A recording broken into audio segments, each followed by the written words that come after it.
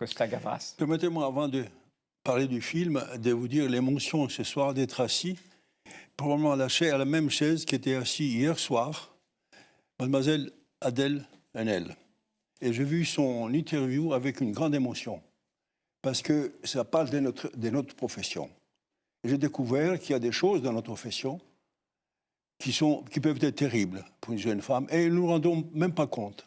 Pourquoi nous ne nous rendons pas compte? Parce qu'il y a une relation avec les femmes dans cette profession, une relation du metteur en scène avec les femmes, avec les acteurs en général, une relation de séduction.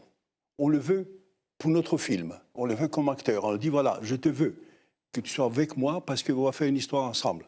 Alors quand on arrive dans les relations avec les femmes, cette séduction peut aller beaucoup plus loin.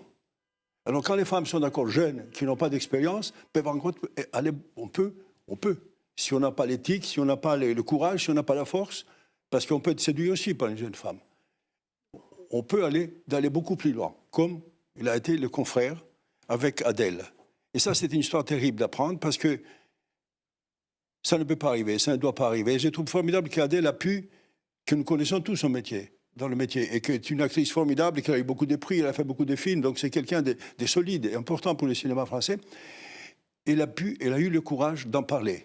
Et je pense qu'elle ouvre une brèche qu'il faut que nous continuions tous, parce que parfois on voit des petits signes ici et là, de cette espèce d'addiction qu'on passe comme si ce n'était rien. Par exemple, on voit parfois les acteurs ou les techniciens mettre la main à la fesse d'une fille. On trouve ça plutôt drôle. Mais on ne sent pas, on ne comprend pas l'humiliation que cela peut être pour la femme.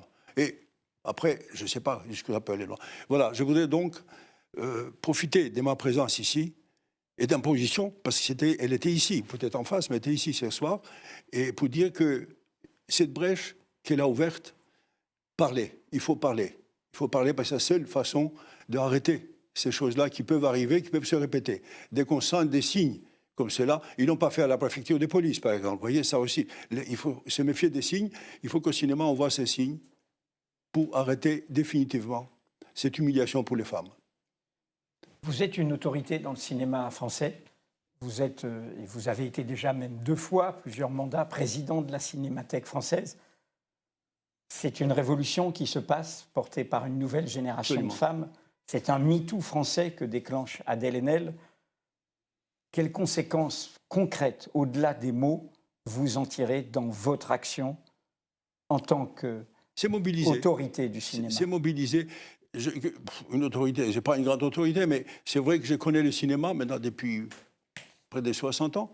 Je connais le confrère, je connais plus ou moins ce qui se passe dans le cinéma, mais il y a des choses secrètes, comme j'essayais de dire avant. Il y a des petites choses qui ne se voient pas, dont on considère ça comme des choses superficielles. Les hommes ont appris toujours, quand on était petit. Les mères disent, il les aura toutes, en parlant de la femme. On ne dit jamais ça pour les femmes.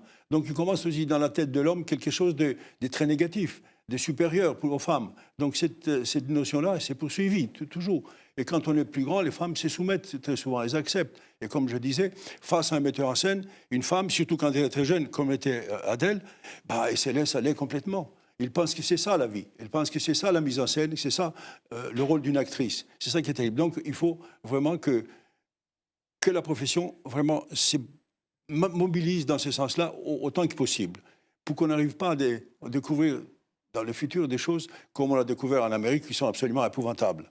Voilà. Je ne pense pas qu'il y ait la même chose en France. J'ai la conviction.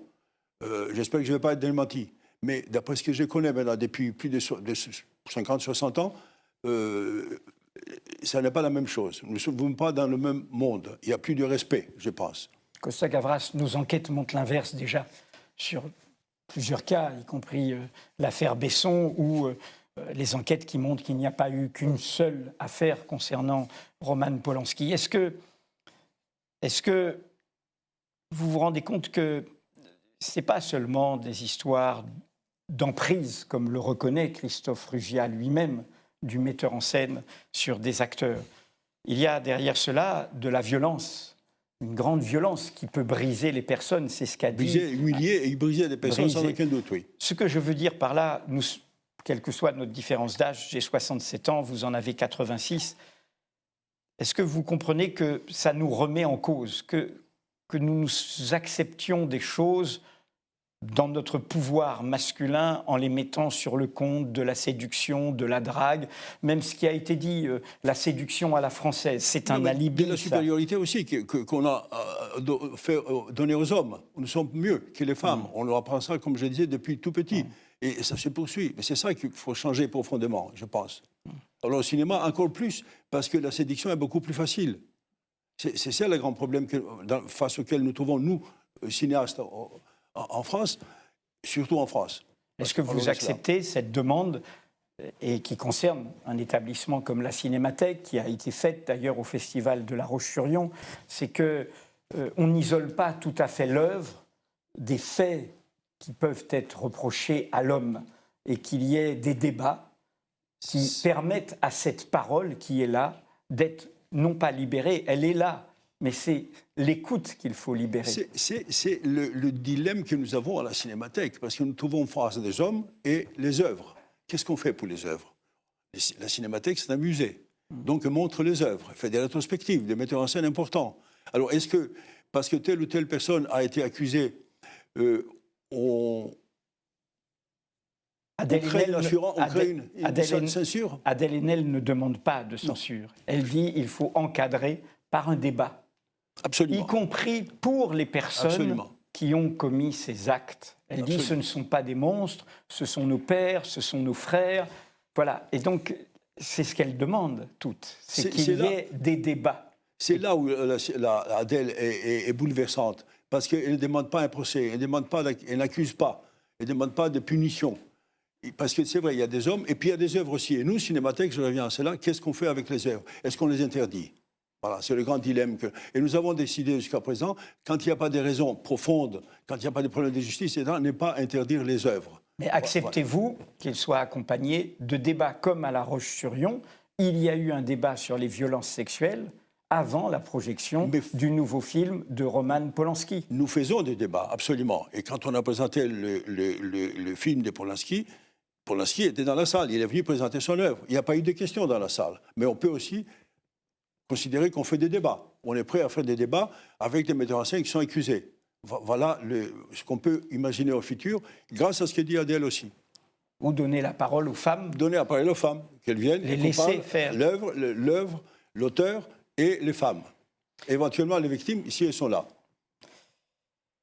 Est-ce que vous vous dites, en ayant été bouleversé par le témoignage d'Adèle Haenel, que vous-même, puisque des polémiques ont commencé depuis 2 ans au début du MeToo américain, que vous avez peut-être vous-même, vous, Costa Gavras, dans des déclarations à propos de Polanski, à propos de la Cinémathèque, été en arrière de la main, sous-estimé, pas suffisamment pris conscience de tout ça?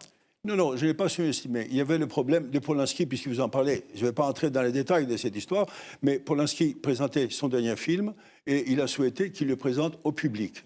Donc on nous a demandé d'abord d'interdire le film. Je dis non. Et après, ils ont dit non, il ne faut pas recevoir Polanski. J'ai dit non, parce que Polanski, il n'est pas accusé de quoi que ce soit en France.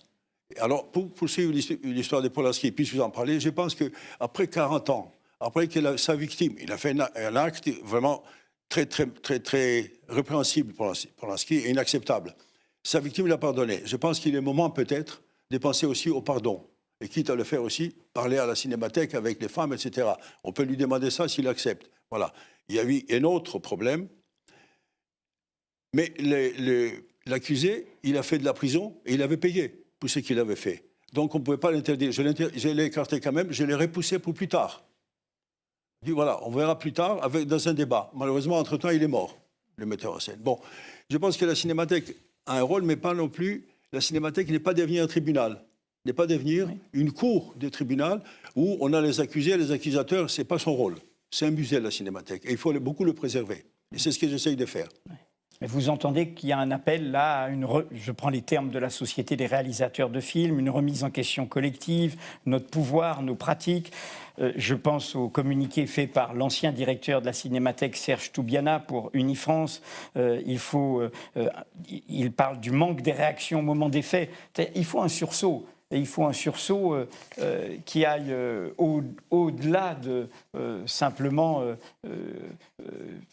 ce n'est pas le débat sur la censure, c'est un sursaut pour donner Je l'ai dit, il faut Parce vraiment... que personne, quand on dit pardonner les victimes, il faut déjà entendre ce qu'elles se demandent aussi. Non, j'ai dit le pardon pour Polanski. Ça fait 40 ans, depuis il vit une vie normale avec des enfants, des œuvres, etc. Il y a eu des Oscars, il y a eu plusieurs Césars, etc. Donc, à partir du moment aussi où même sa victime l'a pardonné, il faut que nous, on prenne une décision ou une position un peu plus différente. Je ne sais pas exactement laquelle, mais le pardon, il est nécessaire dans la société. Sinon, il n'y a pas de démocratie, il n'y a rien du tout. C'est chacun pour soi. Voilà mon sentiment. Mais ce n'est pas Polanski. Ouvrons le débat plus largement.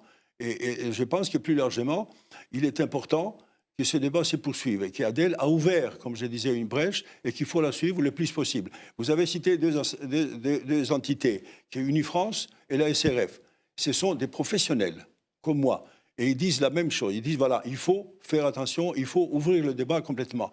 La Cinémathèque, auquel ils appartiennent tous, c'est un musée. Donc un musée peut difficilement prendre position, mais il peut prendre la position de faire des débats. Ça, c'est autre chose. Il ne peut pas dire faites ceci ou faites cela, mais il dit faisons des débats à la Cinémathèque. Et dans les cas suivants, s'il y en a un qui se présente, on va faire le débat.